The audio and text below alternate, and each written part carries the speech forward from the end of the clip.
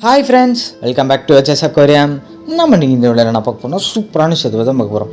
அது என்னென்னு கேட்டிங்கன்னா, ரீகல் ஏஞ்சல் ஃபிஷ்ஷை பற்றி தான் நம்ம இந்த வீடியோவில் பார்க்க போகிறோம். இந்த வீடியோ ஃபுல்லாக பாருங்கள், ஸ்கிப் பண்ணாமல் பாருங்கள். அப்போ தான் நான் என்ன சொல்ல வரேன்னு உங்களுக்கு புரியும். வாங்க வீடியோக்குள்ளே போயிடலாம். இந்த ரீகல் ஏஞ்சல் ஃபிஷ்ஷை வந்து பார்த்திங்கன்னா ஒரு ஏஞ்சல் ஃபிஷ் ஃபேமிலியை சேர்ந்தது தான்.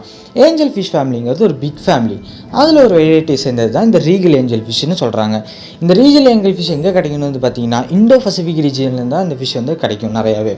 இண்டோ பசிபிக் ஓஷனில் வந்து இந்த ஃபிஷ்ஷை வந்து இம்போர்ட் பண்ணி தான் இந்த இந்தியாவில் வந்து எடுத்துகிட்டு வராங்க. ஓகேவா? இதோட சைஸ் வந்து பார்த்திங்கன்னா 8 to 10 inches வரைக்கும் வளரும்.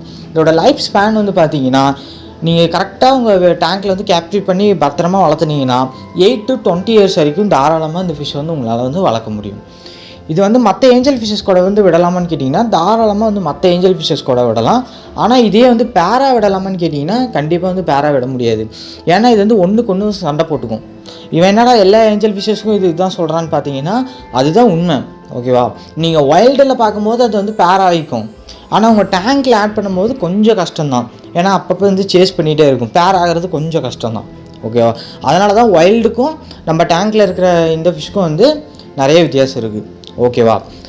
இந்த ஃபிஷ் வந்து பார்த்தீங்கன்னா டயட் என்னென்னு கேட்டிங்கன்னா, இது வந்து ஒரு ஆம்னிவரஸ் இந்த ஃபிஷ். நீங்கள் வந்து வைல்டில் பார்த்தீங்கன்னா இந்த ஃபிஷ் வந்து பாறையில் இருக்கிற பாசி தன்மை அந்த மாதிரி இருக்கிறது தான் இந்த ஃபிஷ் வந்து சாப்பிடும். ஆனால் வந்து அக்வேரியம்ஸில் இதுக்கு என்ன ஃபீட் பண்ணுறாங்கன்னு வந்து பார்த்தீங்கன்னா, மைசஸ் ஃபீட் பண்ணுறாங்க, பெல்லட்ஸு இந்த மாதிரி தான் வந்து அக்வேரியம்ஸில் வந்து ஃபீட் பண்ணுறாங்க. ப்ராப்பரான மெரைன் டேங்க் இருந்தால் மட்டும்தான் இந்த ஃபிஷ் வந்து உங்களால் வளர்க்க முடியும். இது வந்து ஒரு பிகினர்ஸ்க்கான ஃபிஷ்ஷான்னு கேட்டிங்கன்னா, கண்டிப்பாக வந்து இது ஒரு பிகினர்ஸ்க்கான ஃபிஷ் தான். ஆனால் உங்கள் டேங்க்கில் வந்து எல்லாமே வந்து ப்ராப்பராக வந்து ஒரு ஃபில்ட்ரேஷன் சிஸ்டம் இருந்தால் மட்டும்தான் வந்து இந்த ஃபிஷ் வந்து உங்களால் வளர்க்க முடியும்.